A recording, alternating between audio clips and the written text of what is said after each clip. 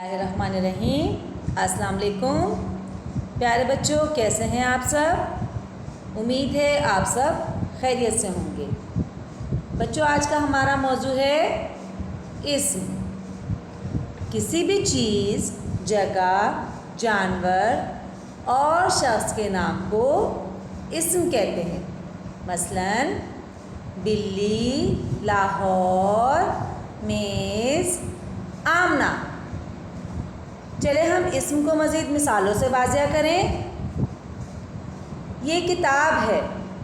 इस जुमले में किताब एक चीज़ का नाम है, इसलिए किताब इस्म है।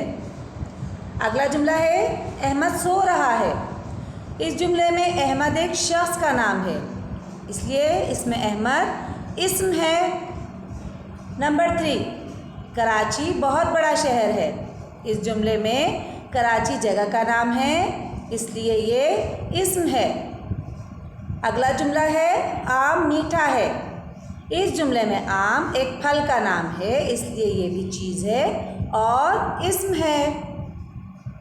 अब आपका होमवर्क टास्क, दिए गए अल्फाज में से इस्म ढूंढकर इन पर दायरा लगाएं।